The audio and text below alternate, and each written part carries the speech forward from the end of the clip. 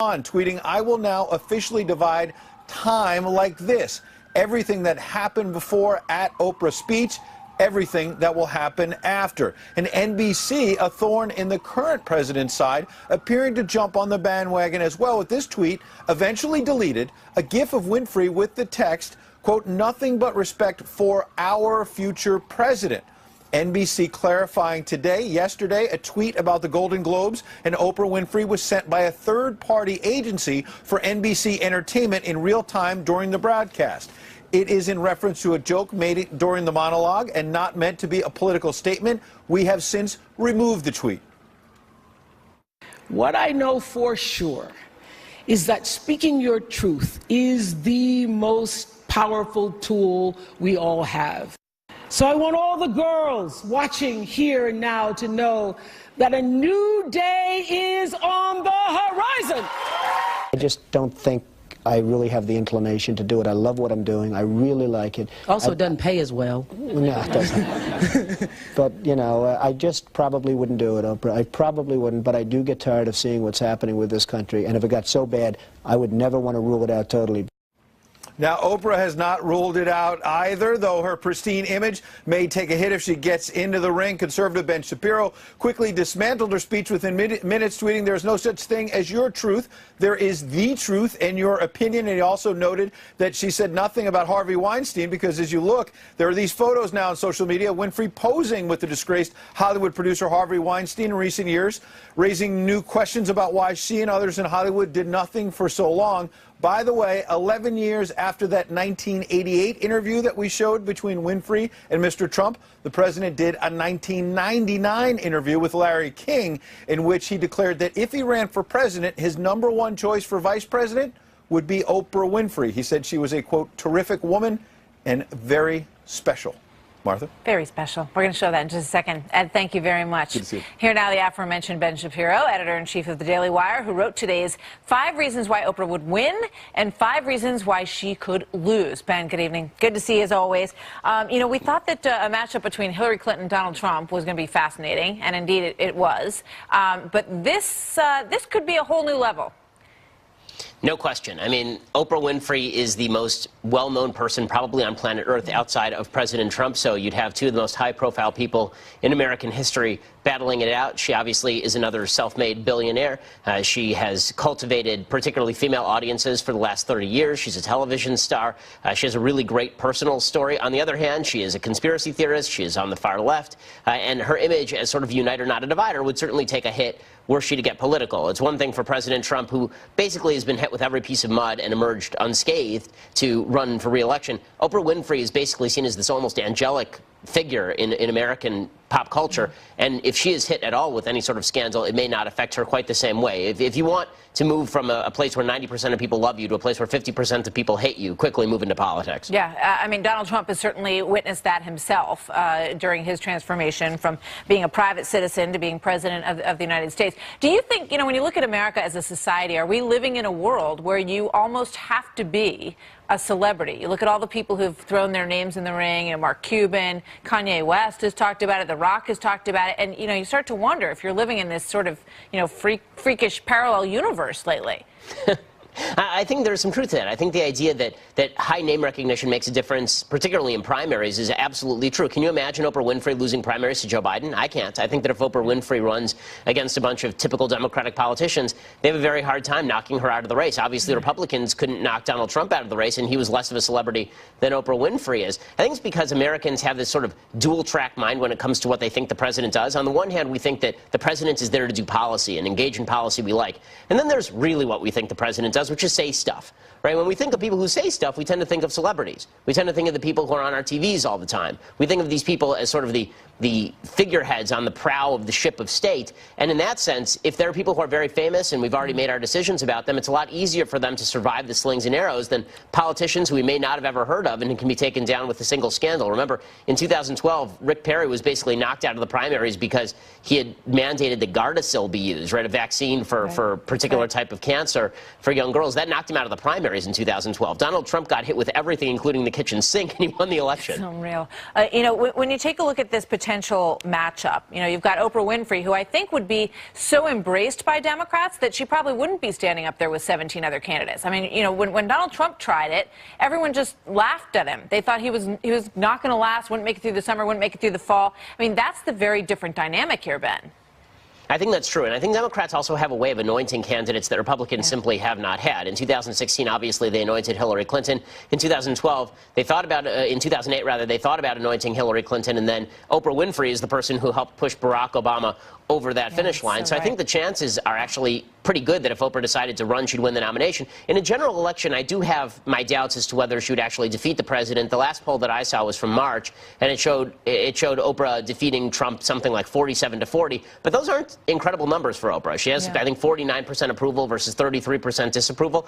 Wait till she actually has to go through a political cycle or two and see how those numbers hold up. I got to let you go, but one last thing. You sort of went out on a limb today. You said you don't think she was that brave. Everybody on that room was up on their feet. And you said she wasn't brave last night. What did you mean? I mean, what the hell kind of risk was she taking? She was standing in front of an entire town filled with sexual abusers and harassers. She said nothing about it for 20 years. She's being cheered by people who said nothing about it for 20 years. And there she is, pretending that she's leading the fight. In what way has she led the fight? I sort of missed it. And just because she said some stuff last night, I haven't seen how things have materially changed. I mean, Reese Witherspoon was mentioned that she measures things before Oprah and after Oprah.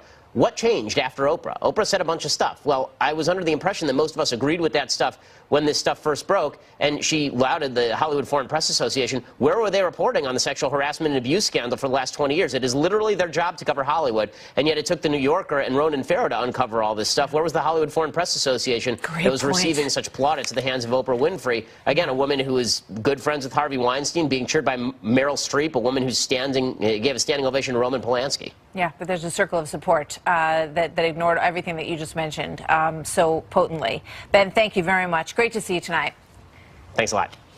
So President Trump mused about the political power of Oprah with Larry King back in 1999. Ed just mentioned this a minute ago, but it's fascinating to look back at it. This is as he considered a run for the White House in '99. Watch. Do you have a vice presidential candidate in mind? Well, I really haven't gotten quite there yet. I guess it's just Oprah. I love Oprah. Oprah would always be my first choice.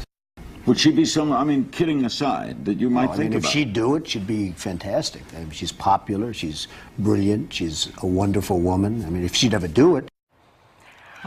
Donald Trump way ahead of his time. With that comment, perhaps, let's bring in Karl Rove, former Deputy Chief of Staff to President George W. Bush and a Fox News contributor, Charles Hurt, Washington Times columnist and Fox News contributor, and Democratic strategist Robert Zimmerman on the set here with me. Karl, you look back to that moment, and it's sort of, the funny idea of these celebrities running for political office.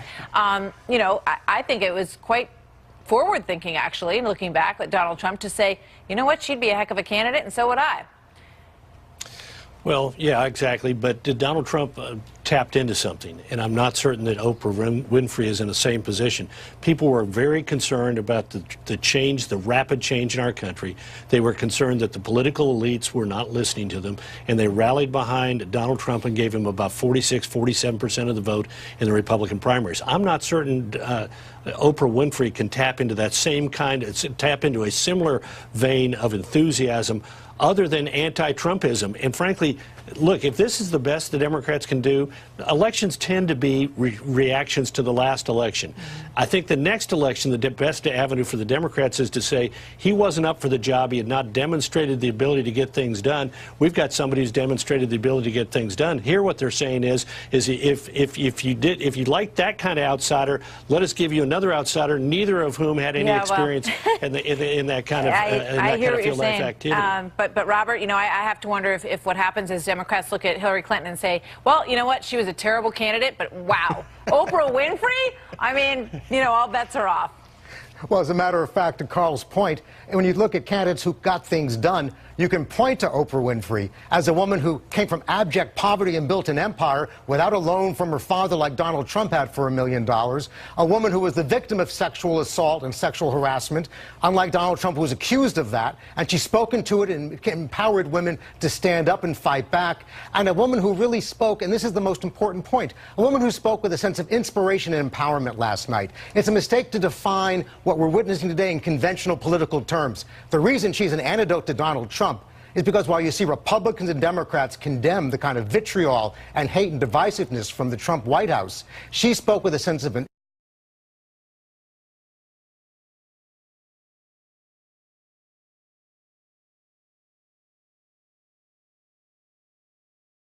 more comfortable giving away cars to people sitting in her studio and running her media empire. We'll see. But again, my point is, if the Democrats are in a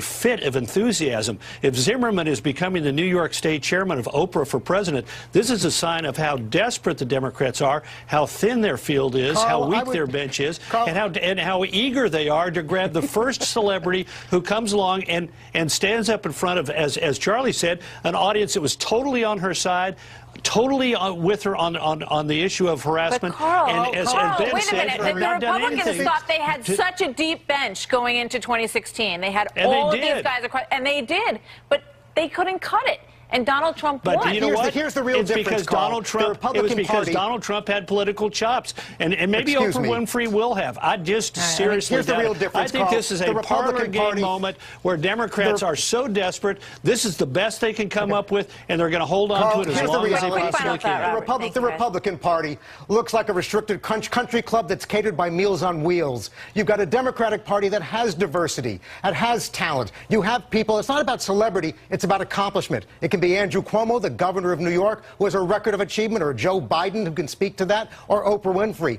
But it speaks to accomplishment. It doesn't speak about just celebrity. Can I make just one real quick point? Very quick. The reason Trump made this work is because he made his campaign about issues. And I just question whether